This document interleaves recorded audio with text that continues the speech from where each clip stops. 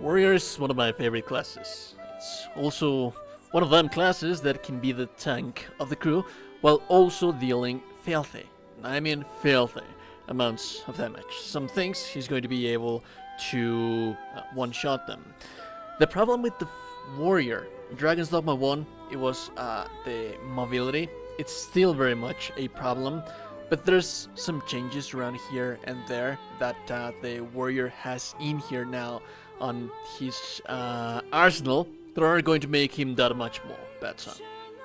That being said, first we'll talk about the skills, the best skills that I consider that you should have on your Warrior as you level up and on the endgame as well.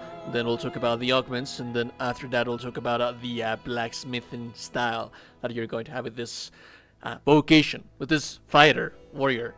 Sorry, I found that. The Warrior. Now, Heavenward Sunder. This is amazing. It's actually one of my favorite skills, although it is one that you are going to change.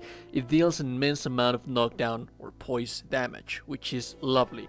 It's also amazing not only to deal with flying enemies, but also it's amazing to deal with weak spots of the enemies. You're fighting against a dragon, then it's easy to hit the heart with this. You're fighting against a griffin, it's easy to hit the head with this. You're fighting against the Cyclops.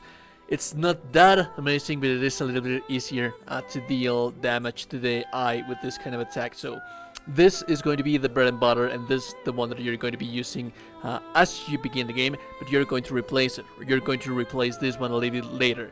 Now we have Racing Sweep, which is nice.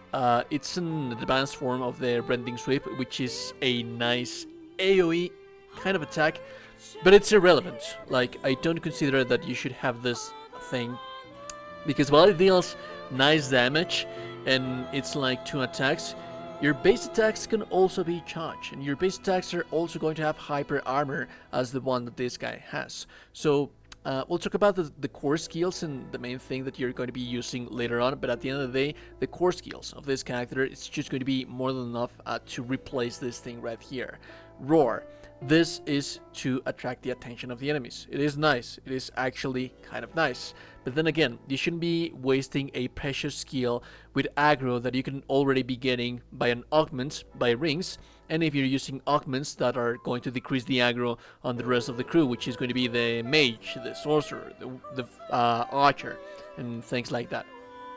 Now this is one of my favorites, and I'd say that this is a little bit of a niche kind of thing. I think that I like to have this thing just because of how just how silly sometimes it can sometimes be. One thing that I like to use the Ravening Launch is traversing throughout the roads of Dragon's Dogma is very annoying because it's always filled up with enemies, and enemies are always interrupting you.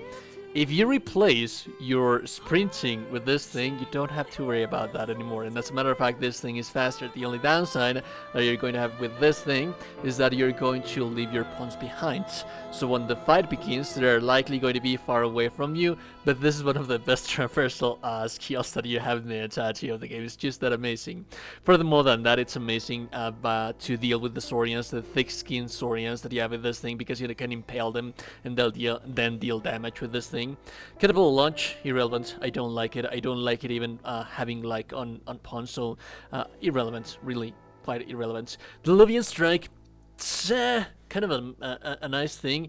It would be better if it could have like the function that Skewer has with the fighter. In Spirit, it's something that I like to have because of the combination of skills that we have right here. There's a whole bunch of things that you're going to have, like Frostbite or Fire. I have the footage that I have for you right here and backgrounds.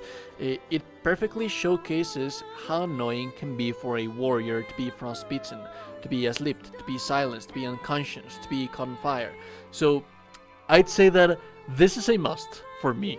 You might have a mage that can cure you from those illnesses, but being able to immediately get out of those things, I think that Revivify, at least for me, it's a must. Indomitable Lash is the one that you're going to be using before you can get the Maester skill for the warrior.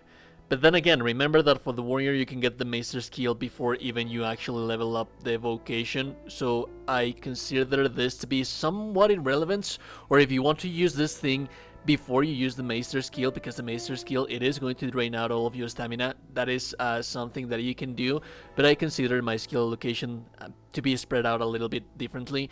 Then we have the Mountain Breaker. As soon as you get Mountain Breaker, you're going to replace the previous one. You're going to replace the Heavenward Thunder.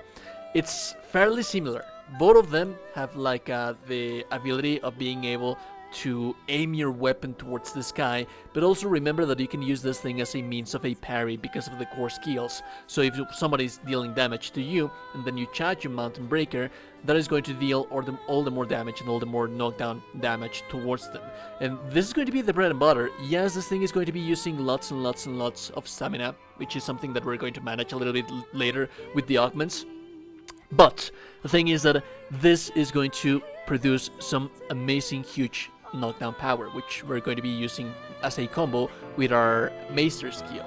Then we have Tidal Wrath. Don't even care about this thing. I mean, I guess it's kind of nice. It's not as good as the one that the fighter has as a parry, but if you want to play a little bit more tactical, you can certainly do so. And then we have the Windstorm Slash, which is just basically the same thing as the core skills does, so I don't see why you would be using this thing.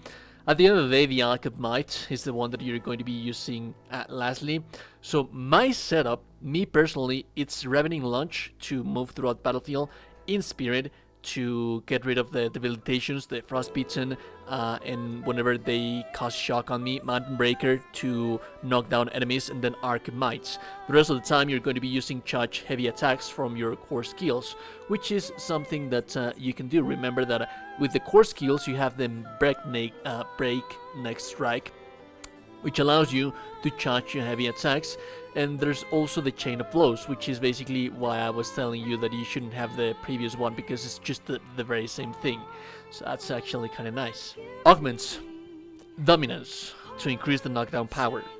Provocation, to be the tank of the party. Remember that you have hyper armor, so you should always, at all times, be attacking, at all times. Now, Thu. This is hands down, one of the best augments in the game, because remember that the amount of stuff that he can carry, you should always be light. This guy is going to be using heavy weapons, heavy armor, so you need to have those extra 10 kilos right there for you not to suffer stamina drainage, because stamina is going to be very important for us. Then we have lethality. A lot of people did not like lethality that much, because at the end of the day it's just 10% more damage into weak spots. But if you consider that you're going to be dealing a lot of damage, like quite a lot of damage, then it's actually quite a lot of damage in the long term, especially against the enemies that have like higher health pools, like the dragons. You do want to take as much damage as possible. Then we have Exaltation, which is the Augments recovery speed. I consider this thing to be a must, because you're going to be using Mountain Breaker quite a lot. The Mountain Breaker is going to drain your stamina like a maniac, like there is no tomorrow. So I can't stress enough how important it is to combo things like Seal, for example. And again, the percentages in here, the discussion, it's a little bit controversial. Some people do not think that you should be using these things because they are just little small some things. But combining Exaltation with Seal from the Warfare, I think it's a key, because you're going to be draining stamina like a maniac with the Mountain Breaker for the Warrior. So I'd say that it's always a win-win combo. Finally, for the Blacksmithing, it's just simple enough. You're always going to be using Dorven for every single thing with this character. You can sprinkle a little bit of back bathal around here and there with your weapon if you want to deal a little bit more strength damage. But at the end of the day, it is going to be more important for everyone for you to be dealing damage to the knockdown resistances of the enemies. At the end of the day, the main combo of everything, you're going to be using your core skills to just fight. Remember that the fighter can now climb on top of the enemies, and then on top of the enemies, that is why the warrior is just so overpowered. It's the warrior, I'm sorry about that. It's just so overpowered because you can now be on top of the enemies, so you can be, for example, at the head of a griffin. And once you are in the head of a griffin, you can be charging your Arc of Might. Or in the event that you don't have the Arc of Might just yet, you can use the Indomitable Lash. and dealing damage to that weak spot of the enemy, it's going to potentially sometimes one-shot them. Especially since the combo that I like to use the most is Mountain Breaker, Mountain Breaker, Mountain Breaker, spam Mountain Breaker. Of course, you're going to be managing your stamina, but as soon as you have the enemy knocked down, the enemy is going to expose their weak spots, like the goat of the Chimera, the head of a Cyclops, the head of an Ogre, or the heart of a dragon. And after you do an Archmite right there, they are not going to survive. They are not going to get up from that. It's just, it works like that. That's my playstyle. At least I like to wear down and do knockdown on the enemy so that I can yeet them with my Archmites, and it's always so satisfying. And it's always so satisfying to be impaling enemies on the wall. So yeah, if you like the content, like it, never super appreciated. And also, you're a gorgeous and beautiful person. You're in the gorgeous and beautiful person. Have a lovely, lovely day. And goodbye.